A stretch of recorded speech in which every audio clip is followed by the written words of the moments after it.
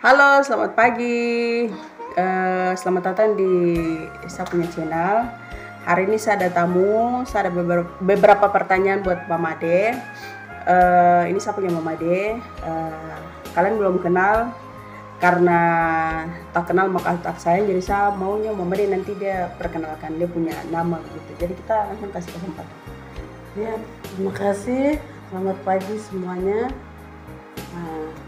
Sebelum kita berbincang-bincang lanjut, mungkin alangkah baiknya kita memperkenalkan diri. Nama saya sendiri adalah Mary Jobai. Biasa dipanggil juga Maria, tapi yang lebih terkenal kita bisa panggil Mami. Saya asalnya dari Paniai, kemudian lahir besar di Merauke. Ya, seperti itu. Oke. Terima kasih Mami sudah datang di satu channel. Langsung saja kita masuk pada pertanyaan ya. Pertanyaan pertama tuh yang saya mau tanya sama Maya itu, di sini kemarin ada beberapa yang saya tulis. Pertanyaan pertama itu kenapa? Jadi Mama Ade ini tuh dia sekarang itu lagi doa begitu. Jadi pelayanan doa Mama Ade ini bisa dibilang pendeta juga ya. Oke, jadi kita tanya-tanya saja langsung. Pertanyaan pertama itu kenapa Mama Ade ingin menjadi seorang pendoa, padahal kan kalau mau dilihat pekerjaan itu di luar sana banyak, apalagi Mama Ade kan sarjana gitu kan, tapi mau jadi seorang pendoa. Itu Mama Ade bisa menjawab. Ya, baik, terima kasih. Mungkin cerita sedikit latar belakang kenapa sampai bisa jadi pendoa. Yang pertama, memang kalau dilihat dari sisi pendidikan itu selesainya di keuangan perbankan, sarjana ekonomi. Kemudian ada beberapa kali tes waktu itu di Merauke, 8 kali tes tapi tidak pernah tembus. Ternyata Tuhan punya rencana yang lain. Tahun 2006 masuk kerja sebagai honorer di kantor bupati Kabupaten Merauke bagian anggaran. Kemudian di sana kalau penghasilan ya lumayan, satu bulan bisa 4 sampai 5 juta. Nah, kemudian dari tahun 2006 sampai dengan 2009 saya mengalami kesakitan yang luar biasa sampai sempat nafas hilang 6 menit. Dalam keadaan nafas hilang, di sana saya dibawa di satu tepi laut. Ada 2 malaikat yang bersama-sama sampai di tepi laut di seberang sana itu satu kota yang indah. Kemudian ada suara yang berkata, "Maria anakku, kalau engkau mau masuk dalam kerajaanku, aku akan belah laut menjadi jalan. Tapi kalau engkau mau kembali, lihatlah ke belakang." Dan pas begitu lihat ke belakang ada banyak domba-domba, ada yang di semak, ada juga yang domba-domba sendiri, ada juga dengan manusia. Nah, kemudian saya tanya, itu artinya apa? Kemudian suara itu berkata, itu adalah jiwa-jiwa. Kalau engkau mau kembali, selamatkanlah jiwa-jiwa yang ada di dalam semak. Kemudian keputusan saat itu untuk kembali. Jadi setelah kembali ternyata saya sadar saya sudah kembali. Setelah kembali saya berkeputusan untuk keluar dari kantor, kemudian menjadi pelayan. Nah, yang pertama kami terlibat dalam satu organisasi namanya Generasi Akhir Zaman GAS. Di sana itu kegiatan kami membackup anak-anak jalanan, anak kriminal, anak-anak aibon yang putus sekolah, yang orang tuanya broken home, gitu ya. Kegiatan kami itu ada beberapa kegiatan di sana. Yang pertama kami biasa membawa mereka dalam kegiatan hobi seperti musik, olahraga. Kemudian yang putus sekolah kami masukkan ke sekolah-sekolah, membina mereka dalam iman dan mental mereka, karakter mereka dibentuk. Nah, seperti itu. Dan saya juga di sana. Jadi kami ini istilahnya anak-anak yang pertama. Orang tua rohani kami itu Ayame Hukayame, sekarang distrik Lilin, dan kemudian ada Pindah Kemuti dan ibunya. Nah begitu. Jadi di sana saya dibentuk sehingga Tuhan kasih satu karunia untuk bisa mendoakan orang. Nah, kemudian saya terpanggil di sana dan meninggalkan pekerjaan dan mulai lakukan pelayanan doa bersama teman-teman. Nah, mungkin itu sekedar latar belakang sampai dengan saat ini. Oke, sangat luar biasa ya. Jadi tadi Mary cerita itu bagian dari apa, ada di bawah alam sadar dia waktu sakit itu. Jadi dan sampai kenapa mau menjadi seorang pendoa karena tantangan itu. Oke, pertanyaan kedua kita masuk saja. Pertanyaan kedua itu, apakah ada tantangan dan rintangan di pekerjaan Made ini? Coba ceritakan sedikit buat kita di sini. Ya. Mungkin tantangan dan rintangan itu cukup banyak. Yang pertama itu datangnya dari keluarga. Saya pernah itu mama dan saudara saya buang barang-barang dari dalam rumah, kemudian diusir karena terjun dalam dunia pelayanan. Mereka mau itu harus kerja. Nah seperti itu, tapi saya tetap bertahan, tidak pernah balas kata juga, tetap tekun karena itu panggilan dan apa yang Tuhan suruh untuk melakukan kegiatan itu, terlibat dalam pelayanan. Saya percaya bahwa Tuhan bertanggung jawab. 1 bulan saya di luar, kemudian kembali lagi. Hal yang kedua, rintangan dan tantangan yang saya alami itu bersama teman-teman. Jadi kami di sana kegiatannya itu tentang pemilihan tanah dan pemilihan manusia dalam Kisah Rasul pasal 3 ayat 21. Kristus dia akan tinggal di surga sampai pemilihan segala sesuatu. Pemilihan tanah dan pemilihan manusia ini juga terbagi. Jadi pemilihan tanah itu kami biasa lakukan doa, dan di sana ada perintah-perintah Tuhan yang turun lewat karunia masing-masing. Penglihatan, terutama penglihatan. Jadi ada tempat yang Tuhan kasih tunjuk, itu semua nyata, seperti di goa-goa, di tempat-tempat keramat, tempat-tempat yang biasa diikat oleh iblis untuk memperdayakan jiwa-jiwa di suatu tempat sehingga mereka tidak bisa berkembang dalam hal rohani. Nah itu yang Tuhan suruh untuk kami ke sana, dan risikonya itu berat. Nah, dalam perjalanan itu banyak sekali tantangan yang kami alami. Kami pernah juga tidur di jalan, kami pernah juga menyeberang laut, kami pernah juga bensin habis dan harus tinggal, pernah dikejar oleh orang. Tapi satu hal yang luar biasa itu kami selalu kompak, generasi bersama. Nah, jadi kekompakan kami itu yang terus membangkitkan semangat kami. Nah, yang mendorong, yang memotivasi kami untuk tetap kuat dan bertahan itu biasa lewat ayat-ayat firman. Ada materi-materi dari Bapak Rohani dan Mama Rohani yang selalu sampaikan bahwa kita harus tetap tenang, kuat, hadapi dengan sabar, tidak boleh balas kata. Apapun yang kami alami dan lalui itu adalah sahabat, dan kami harus menerima. Jadi pernah juga tuh kami kasih naik motor di trek, jalan pernah sampai jam-jam, dan banyak pengalaman itu membuat hati ini memang sangat seperti tidak mampu untuk kita melangkah lagi, tapi kita selalu percaya bahwa di depan sana selalu ada harapan, karena apa yang kita tabur kita akan tuai. Kemudian jiwa-jiwa itu penting bagi Tuhan. Dan setelah kami berdoa pemilihan tanah, sekarang ini hasil kami mulai tuai.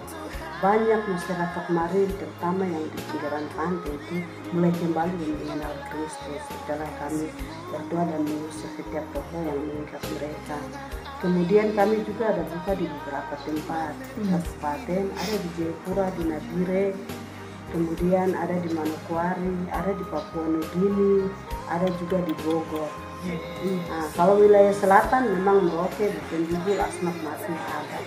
Dan dari tahun 2009 sampai dengan saat ini, organisasi kami, ministry kami, Generasi Akhir Zaman itu masih ada. Dan selalu itu kami tidak bubar juga, tapi selalu ada dari kegiatan. Dan saat kami melakukan pelayanan, mereka memilih saya sebagai ketua itu selama 8 tahun. Sana seperti itu. Aduh, luar biasa sekali nih ceritanya. Memang itu sudah tantangan rintangan, selalu ada setiap pekerjaan yang baik yang kita lakukan gitu kan. Oke, mari kita lanjut saja ya, langsung pertanyaan ketiga tuh.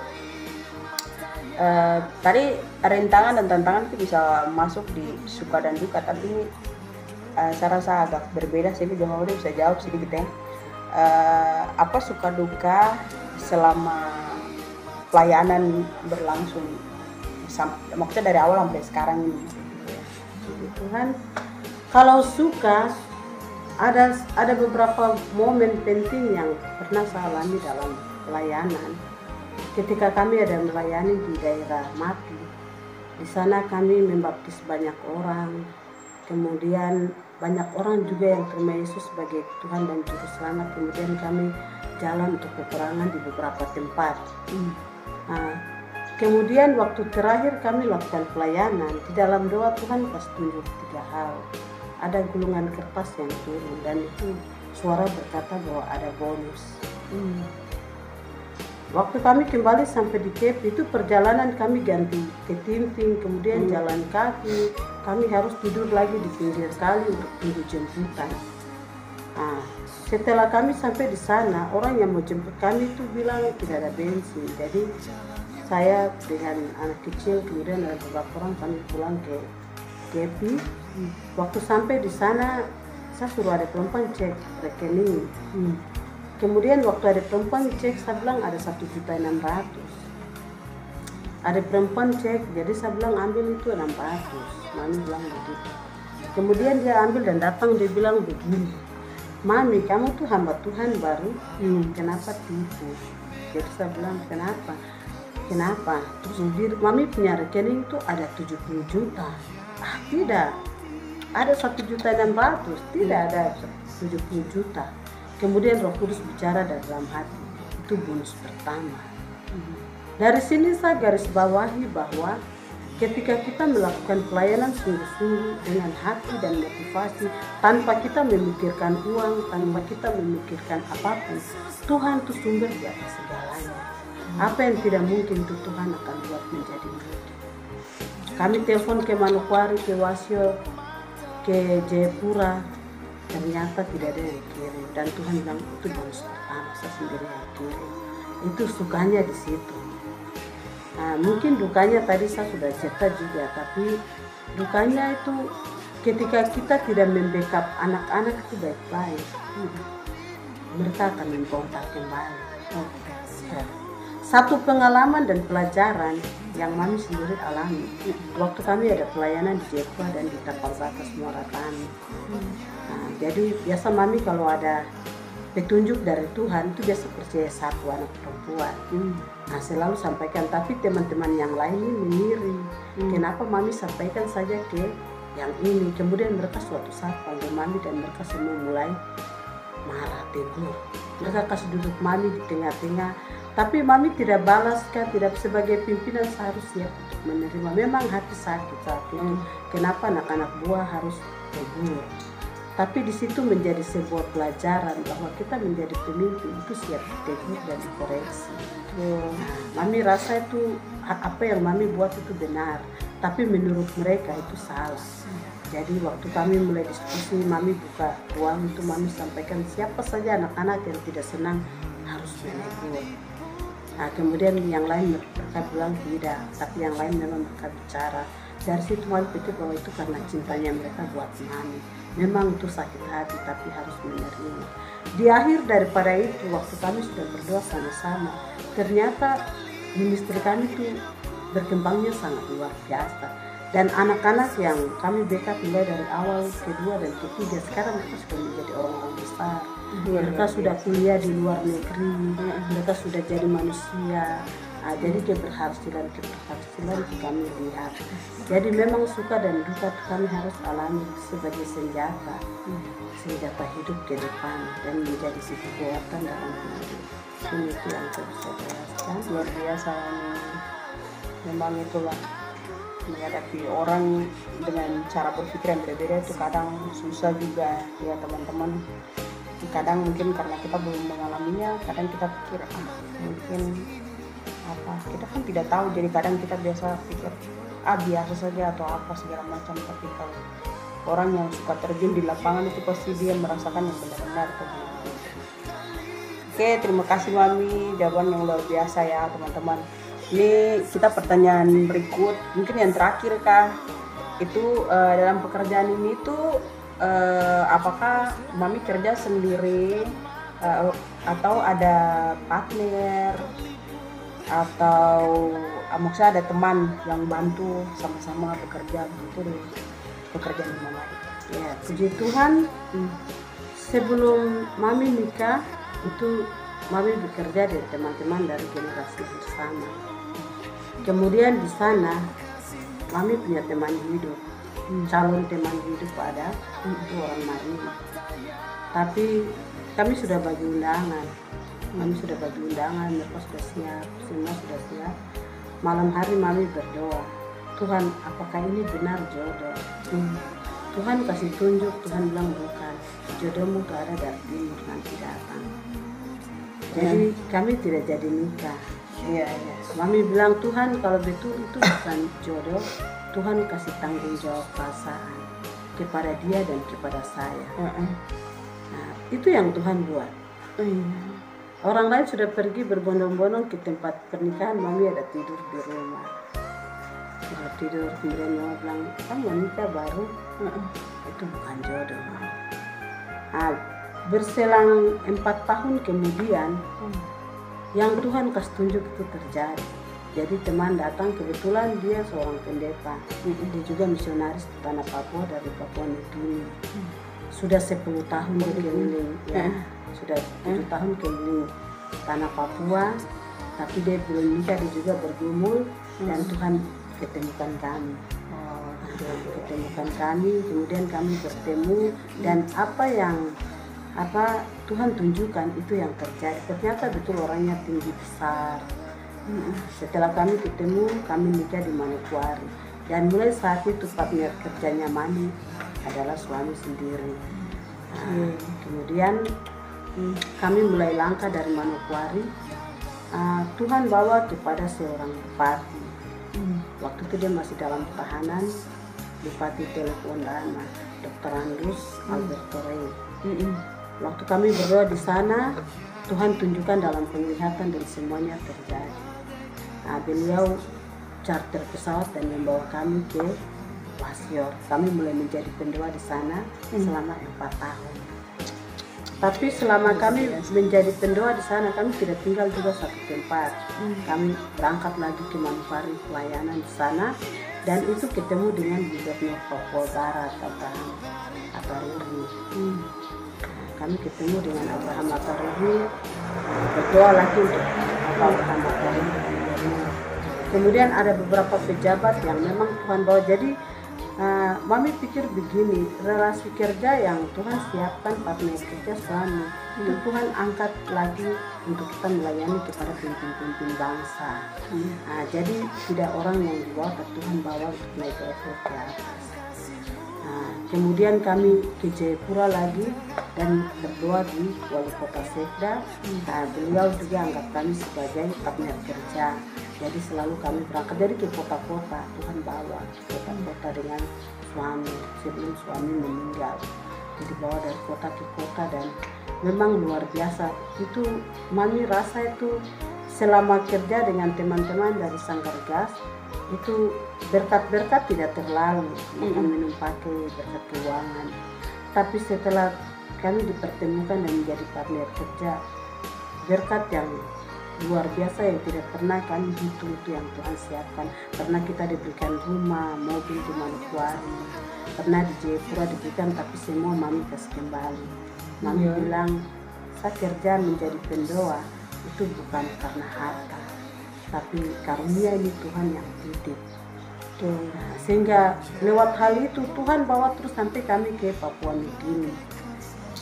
Papua Nugini di sana mereka percayakan Mami untuk menjadi dosen di salah satu sekolah tinggi, mengajar bahasa Indonesia, bahasa Fiji.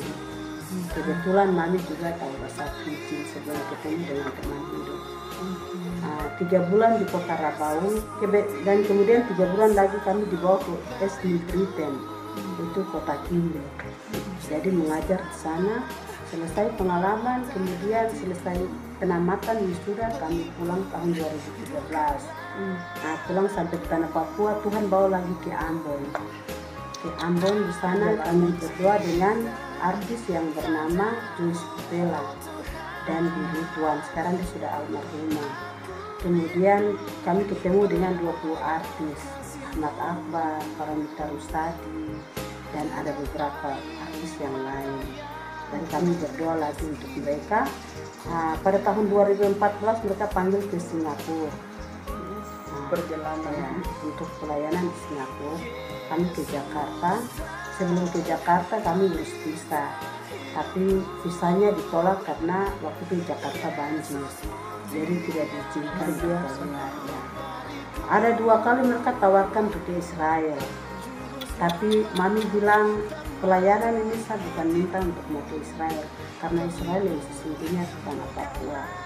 Jadi saya tidak akan berangkat. Jadi sampai hari ini tidak berangkat karena keputusan pribadi bahwa kita tidak bisa berangkat.